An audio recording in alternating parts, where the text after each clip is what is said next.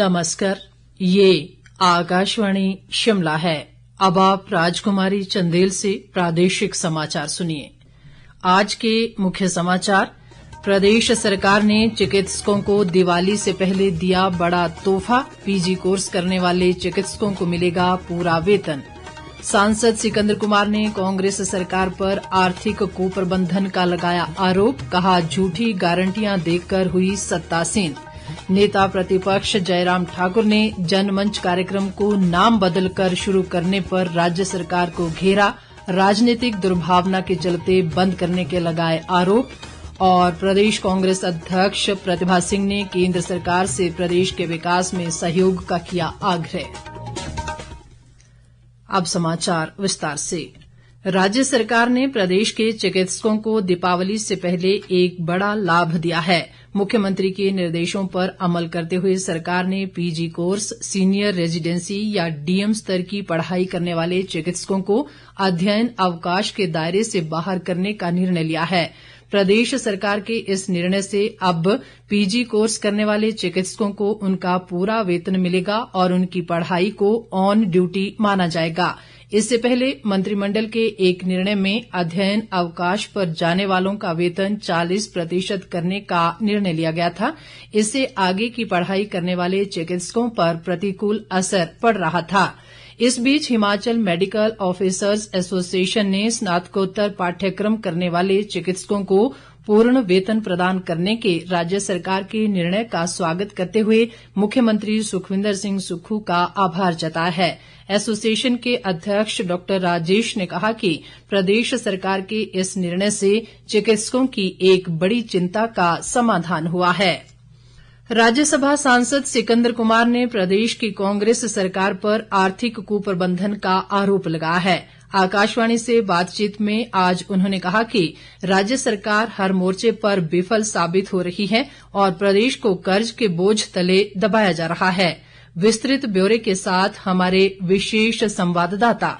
राज्यसभा सांसद सिकंदर कुमार ने प्रदेश सरकार को आर्थिक कुप्रबंधन को लेकर आड़े हाथ लिया है। उन्होंने कहा कि कांग्रेस प्रदेश में लोगों को झूठी गारंटियां देकर सत्तासीन हुई है, लेकिन आर्थिक मोर्चे में पूरी तरह नाकाम साबित हो रही है। सिकंदर कुमार ने सुक्खू सरकार को राज्य के हित में आर्थिक प्रबंधन को मजबूत करने की भी सलाह दी।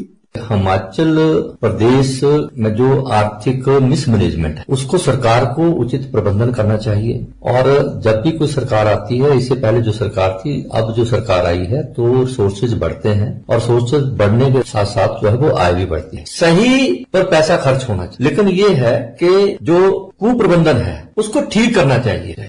राज्यसभा सांसद ने ये भी कहा कि केंद्र सरकार हिमाचल प्रदेश की भरपूर मदद कर रही है और केंद्र के सहयोग के बिना कांग्रेस को प्रदेश में सरकार चलाना मुश्किल हो जाएगा। अगर केंद्र सरकार प्रदेश सरकार का सहयोग न करे तो एक दिन भी हिमाचल को सरकार चलाना बड़ा मुश्किल हो जाएगा। सिकंदर कुमार ने कहा कि हिमाचल के सभी सांसद केंद्र में प्रदेश हित के मुद्दों को प्रमुखता से उठाते हैं और राज्य की प्रगति उनकी प्राथमिकता है। हम लोग सारे प्रदेश हित की बात केंद्र में करते हैं और हिमाचल प्रदेश में जो सरकार है वो यहाँ पर दो केंद्र सरकार को कोसती है और दिल्ली में जो है वो अपनी योजनाएं मंजूर करने के लिए मिलते रहते हैं। तो अब मिलना भी चाहिए और सहयोग प्रदेश के लिए आना चाहिए। निश्चित तौर पर सभी सांसदों के प्रयासों और केंद्र सरकार के सहयोग से जहां हिमाचल के विकास को गति मिलेगी, वहीं राज्य की आर्थिक स्थिति में भी सुधार होगा।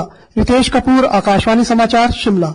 राज्यपाल शिव प्रताप शुक्ल ने सोलन जिले की ममलेग उप तहसील के पांजणी गांव के विशेष रूप से सक्षम बीपीएल परिवार के 2 भाई बहनों को दिवाली पर बेहतरीन तोहफा दिया है। उन्होंने दोनों बच्चों को राज्य रेडक्रॉस सोसाइटी की ओर से 2 ऑटोमेटिक व्हील चेयर भेंट की।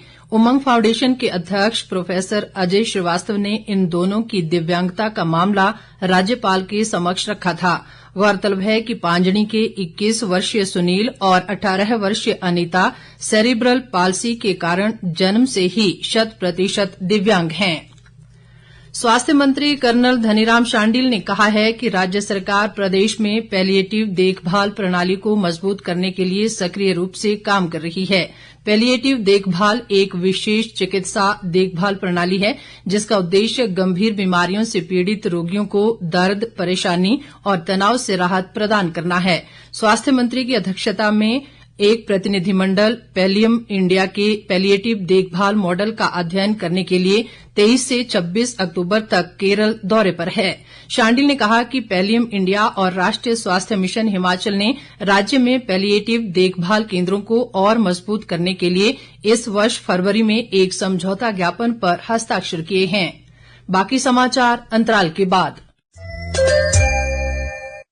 नेता प्रतिपक्ष जयराम ठाकुर ने कहा है कि प्रदेश की कांग्रेस सरकार ने पूर्व की भाजपा सरकार द्वारा चलाए गए जनमंच कार्यक्रमों को राजनीतिक दुर्भावना के चलते बंद कर दिया था, जिसे वो अब शुरू कर रही है। उन्होंने कहा कि हिमाचल जैसे कठिन भौगोलिक परिस्थितियों वाले प्रदेश में जनमंच अपने आप में एक अनूठा कार्यक्रम था, जिसके तहत सरकार पूरे प्रशासनिक अमले के साथ लोगों के घर द्वार पर पहुंचती थी और उनका त्वरित समाधान करती थी। उन्होंने कहा कि वर्तमान सरकार के लिए जनहित के बजाय राजनीतिक हित सर्वोपरि हैं और जनमंच जैसे महत्वाकांक्षी कार्यक्रम को बंद करना भी उसी का परिणाम था। प्रदेश सरकार ने राज्य में 5 नए राष्ट्रीय उच्च मार्गों की मंजूरी के लिए केंद्र सरकार को प्रस्ताव भेजा है। लोक निर्माण व शहरी विकास मंत्री विक्रमादित्य सिंह ने आज ऊना में विभागीय समीक्षा बैठक के बाद पत्रकार वार्ता को संबोधित करते हुए ये जानकारी दी। उन्होंने कहा कि इन प्रस्तावित राष्ट्रीय उच्च मार्गों के निर्माण से प्रदेश के विकास को गति मिलेगी। विक्रमादित्य सिंह ने कहा कि केंद्रीय राजमार्ग व परिवहन मंत्री नितिन गडकरी से मुलाकात कर इन्हें शीघ्र अमली जामा पहनाने के प्रयास किए जाएंगे। राज्य बिजली बोर्ड के अधिकारियों व कर्मचारियों के ज्वाइंट फ्रंट 1 नवंबर से इंजीनियर के 51 पद खत्म करने और 81 चालकों की सेवाएं समाप्त करने की सरकार की घोषणा से काफी नाराज है। अधिकारियों व कर्मचारियों ने आज शिमला के कुमार हाउस स्थित बोर्ड के मुख्यालय में आपात बैठक बुलाई और 28 अक्टूबर से राज्य सरकार के खिलाफ मोर्चा खोलने का ऐलान किया। ज्वाइंट फ्रंट के सह संयोजक हीरा लाल वर्मा ने स्पष्ट किया कि यदि सरकार ने 28 अक्टूबर से पहले अपने फैसले पर पुनर्विचार नहीं किया तो बोर्ड के 30,000 पेंशनर और 16,000 कर्मचारी सड़क पर उतरने को मजबूर होंगे। इस पर तकनीकी शिक्षा मंत्री राजेश धर्माणी ने साफ किया कि विद्युत बोर्ड को घाटे से उबारने के लिए सरकार कुछ ठोस कदम उठा रही है। यही कहा कि आप इसका पूरा एक प्रपोजल दें, कितना इम्पैक्ट इसके ऊपर पड़ेगा, लेकिन साथ में ये भी दें कि आपने रिसोर्सेज कहां से मोबिलाइज करना। ओपीएस तो बैक एंड पे हमें अपने रिसोर्सेज भी बढ़ाने पड़ेंगे, अपने सिस्टम को सस्टेन भी करें, कर्मचारियों को भी जो उनके बेनिफिट्स हैं उनको हम दे सकें और साथ में और जो डोमेस्टिक कंज्यूमर है उनका भी पर यूनिट कॉस्ट है उसको कम करना पड़ेगा। सप्लाई कॉस्ट भी हमें रिड्यूस करनी पड़ेगी। इस सारी एक्सरसाइज का मकसद यही है कि हम सप्लाई कॉस्ट को भी कम करें। प्रदेश कांग्रेस अध्यक्ष व पूर्व सांसद प्रतिभा सिंह केंद्र सरकार से प्रदेश के विकास में सहयोग का आग्रह करते हुए कहा है कि केंद्र को राज्य सरकार की मांगें जल्द पूरी करनी चाहिए। उन्होंने मुख्यमंत्री सुखविंदर सिंह सुक्खू द्वारा नीति आयोग से पहाड़ी राज्यों को वित्तीय मदद प्रदान करने के अलग मापदंड निर्धारित करने की मांग को पूरी तरह जायज बताया। प्रतिभा सिंह ने कहा कि प्रदेश की भौगोलिक परिस्थितियों के कारण किसी भी निर्माण कार्य में अनुमान से ज्यादा लागत आती है, वहीं प्रदेश को बीते वर्ष की प्राकृतिक आपदाओं से भारी नुकसान उठाना पड़ा है। उन्होंने भाजपा नेताओं से फिजूल बयानबाजी न करने और राज्य सरकार को अपना सहयोग देने का आग्रह किया है। राजस्व व जनजातीय विकास मंत्री जगत सिंह नेगी की अध्यक्षता में परियोजना सलाहकार समिति की बैठक आज चंबा जिला के किलाड़ में आयोजित की गई। बैठक में पांगी में वित्त वर्ष 2024-25 में आवंटित कुल बजट 45 करोड़ रुपए का अवलोकन किया और 27 जून को हुई परियोजना सलाहकार समिति की बैठक में लिए गए निर्देशों की समीक्षा की गई। जगत सिंह नेगी ने लोक निर्माण विभाग से घाटी में सड़कों की स्थिति के बारे में जानकारी ली और चल रहे कार्यों को जल्द पूरा करने के निर्देश दिए। सूचना व प्रसारण मंत्रालय के केंद्रीय संचार ब्यूरो हमीरपुर द्वारा केंद्र सरकार की जन कल्याणकारी योजनाओं पर चंबा जिले में 2 दिवसीय जागरूकता कार्यक्रम आयोजित किया गया है। पहले दिन आज राजकीय वरिष्ठ माध्यमिक पाठशाला तीसा में स्वच्छता को लेकर जागरूकता रैली का आयोजन किया गया। इस दौरान स्कूली बच्चों ने स्वच्छता के प्रति लोगों को जागरूक किया।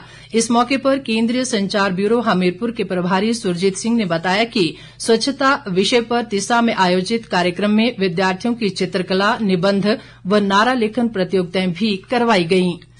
कुल्लू जिला की पीर पंजाल की ऊंची पहाड़ियों में फंसे 3 विदेशी पैराग्लाइडरों को अटल बिहारी वाजपेयी पर्वतारोहण संस्थान की 10 सदस्यीय टीम ने चॉपर की मदद से सुरक्षित निकाल लिया है। 15,000 फुट की ऊंचाई पर फंसे इन पैराग्लाइडरों को सुरक्षित निकालकर भुंतर एयरपोर्ट पहुंचाया और बाद में क्षेत्रीय अस्पताल कुल्लू में इलाज के लिए भर्ती करवाया गया है। उपायुक्त तोरूल एस रवीश ने बताया कि डॉक्टरों की टीम घायल पैराग्लाइडरों का इलाज कर रही है। अंत में मुख्य समाचार एक बार फिर। प्रदेश सरकार ने चिकित्सकों को दिवाली से पहले दिया बड़ा तोहफा। पीजी कोर्स करने वाले चिकित्सकों को मिलेगा पूरा वेतन। सांसद सिकंदर कुमार ने कांग्रेस सरकार पर आर्थिक कुप्रबंधन का लगाया आरोप। कहा झूठी गारंटियां देकर हुई सत्तासीन। नेता प्रतिपक्ष जयराम ठाकुर ने जनमंच कार्यक्रम को नाम बदलकर शुरू करने पर राज्य सरकार को घेरा। राजनीतिक दुर्भावना के चलते बंद करने के लगाए आरोप। और प्रदेश कांग्रेस अध्यक्ष प्रतिभा सिंह ने केंद्र सरकार से प्रदेश के विकास में सहयोग का किया आग्रह। इसके साथ ही ये समाचार बुलेटिन समाप्त हुआ। नमस्कार।